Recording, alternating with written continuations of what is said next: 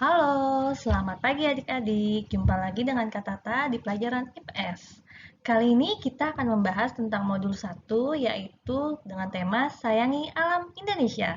Sudah siap untuk belajar? Oke, mari kita simak penjelasannya. Halo, oke adik-adik, sekarang kita masuk ke pembahasan ya. Di sini ada ruang adalah seluruh permukaan yang menjadi tempat makhluk hidup.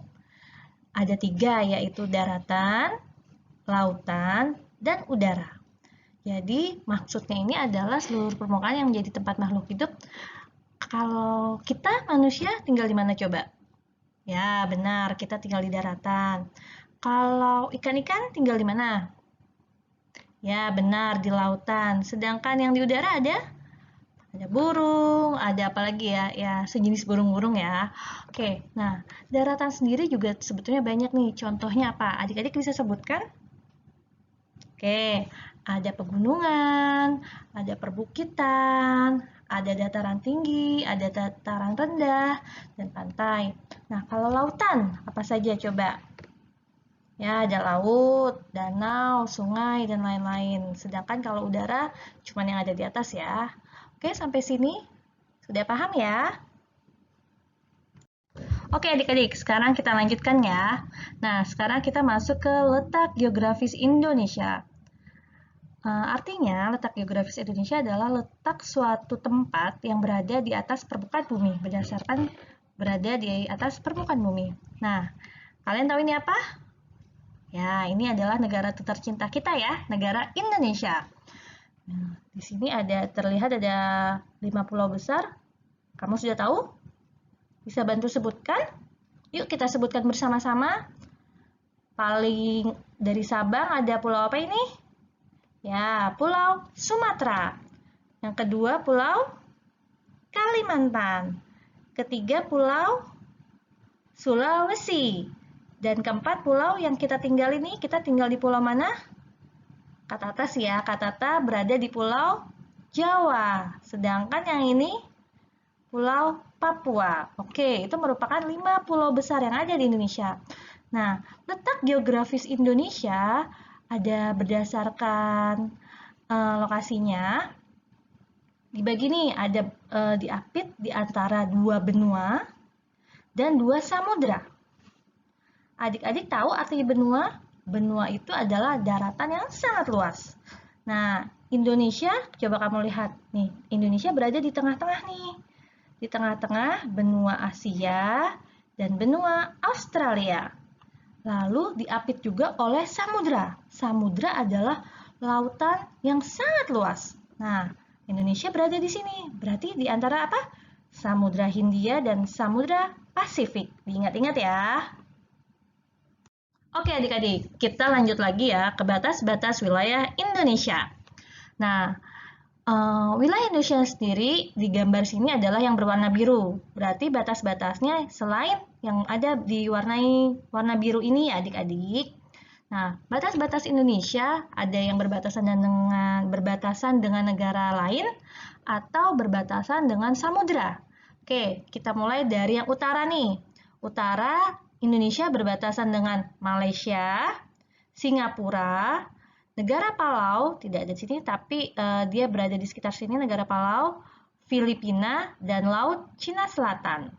Oke, sedangkan berbatasan di area selatan, di bawah sini selatan, ada Timor Leste, Australia, dan Samudra Hindia. Samudra Hindia lebar nih, luas sekali.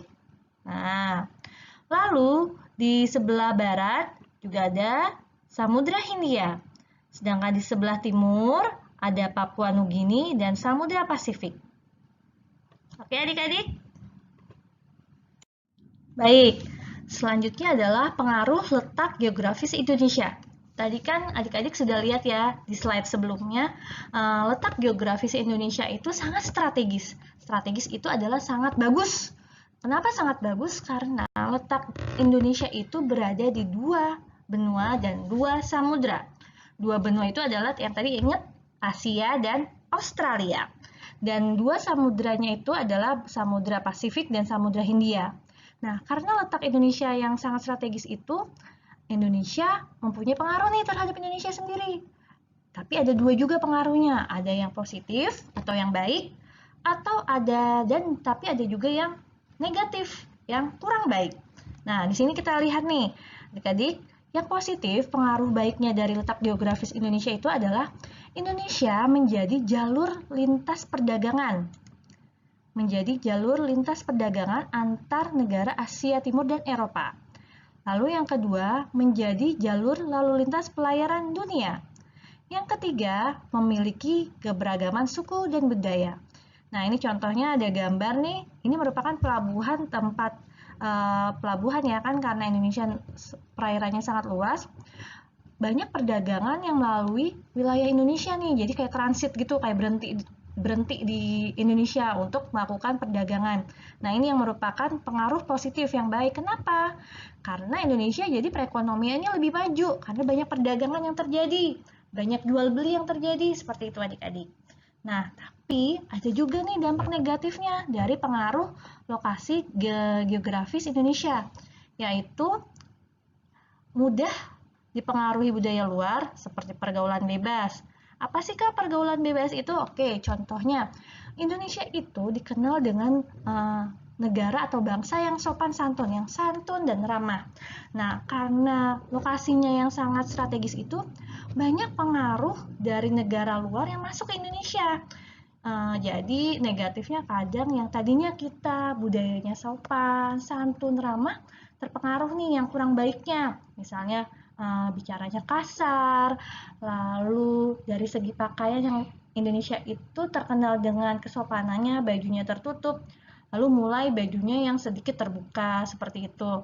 Nah, lalu ada lagi yang kedua, pengaruh negatifnya adalah rentan masuknya barang-barang terlarang seperti narkoba. Nah, ini yang paling berbahaya karena itu sangat tidak baik adik-adik. Narkoba itu sangat berbahaya dan termasuk tindakan kriminal. Kita bisa ditangkap sama polisi kalau melakukan transaksi narkoba seperti itu. Nah, jadi karena letak geografisnya itu, baiknya adalah perekonomiannya maju, tapi juga ada negatifnya seperti contoh yang ini. Oke, terima kasih. Kita lanjut ya. Oke adik-adik, lanjut ya. Kita ke garis bujur dan garis lintang. Nah, kamu perhatikan nih sekarang. Garis yang berwarna kuning ini nih. Nah, ini disebutnya garis bujur. Apa sih garis bujur itu? Nah, garis bujur adalah garis hayal yang membentang secara vertikal atau tegak lurus ya adik-adik di atas permukaan bumi. Nah, ini nih garis bujur. Jadi bumi itu dibagi oleh dua garis, ada yang namanya garis bujur. Nah, fungsinya garis bujur itu adalah menentukan perbedaan zona iklim.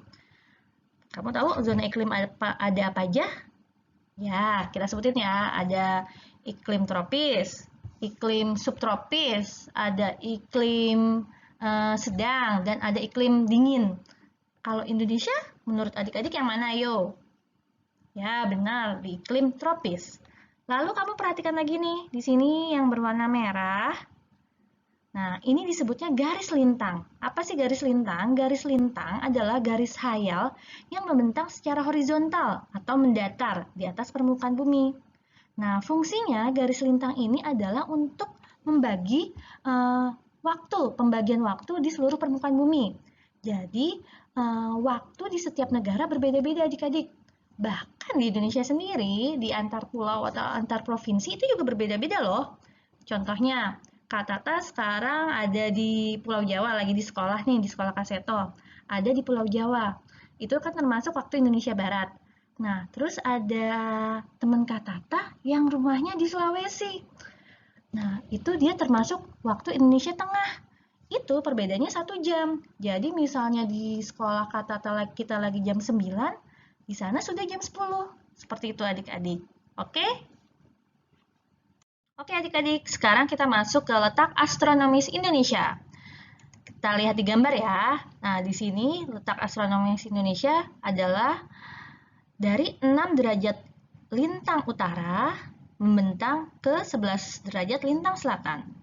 Lalu membentang dari 95 derajat bujur timur sampai 141 derajat bujur timur. Oke, diingat-ingat ya. Baik adik-adik, akibat dari garis bujur dan garis lintang yang dimiliki Indonesia berdasarkan letak astronomisnya itu, maka pembagian garis lintangnya itu membuat Indonesia berada di sekitar garis khatulistiwa, sehingga memasuki iklim tropis. Iklim tropis yaitu yang menyebabkan Indonesia mempunyai dua musim, yaitu musim hujan dan musim kemarau. Musim hujan, ya musim penghujan, banyak hujan, cuacanya dingin seperti itu. Dan kalau musim kemarau adalah musim panas, mungkin musim panas ya, artinya cuacanya lebih cerah, mataharinya terasa terik seperti itu. Lalu akibat garis bujurnya, Indonesia memiliki luas 46 derajat berbentang dari timur ke barat, sehingga Indonesia memiliki 3 daerah waktu, yaitu WIT atau waktu Indonesia Timur, WITA waktu Indonesia Tengah, dan WIB, waktu Indonesia Barat. Kalau kamu berada di zona mana, ayo? Coba tanya mama papamu, boleh kok. Baik adik-adik, nah sekarang pembagian zona waktu wilayah Indonesia. Di slide sebelumnya, ini adalah pengaruh dari garis bujur ya. Nah, kita bisa lihat di keterangannya. Yang berwarna merah itu termasuk zona waktu Indonesia Barat. Coba, pulau apa ini? Ya, benar, Pulau Sumatera. Lalu, yang berwarna merah, pulau apa? Pulau Jawa. Dan sebagian, nah ini adalah Pulau Kalimantan. Ternyata Pulau Kalimantan ini sebagian ada berada di zona waktu Indonesia Barat atau WIB, dan sebagian lagi ada di wilayah zona waktu Indonesia Tengah atau WITA. Oke, jadi kalau Kalimantan terbagi ya, ada yang WIB, ada yang WITA. Nah, lalu kita beranjak ke yang zona warna biru, yaitu waktu Indonesia Tengah. Itu ada sebagian Pulau Kalimantan, lalu Pulau Sulawesi, Pulau Bali, NTB, dan NTT. Nah, selanjutnya kita ke zona warna kuning, yaitu waktu Indonesia Timur atau WIT. Di sini ada Pulau Maluku, Pulauan Maluku, ada Pulau Papua. Oke, nah sekarang kalau Katata atau sekolah kasih itu ada di mana ya? Nah, sekolah kasih itu ada di sini nih, di Banten. Berarti termasuk wilayah apa? Ayo adik-adik, zona wilayah apa? Ya benar, waktu Indonesia Barat. Nah, sekarang coba kamu cari ya, kamu domisilimu atau tempat tinggalmu ada di mana? Berada di mana? Pulau mana kamu? Kalau tidak tahu, boleh kok tanya mama papa. Oke adik-adik, terima kasih sudah menyaksikan video ini. Semoga pembelajaran kali ini bermanfaat buat kamu ya.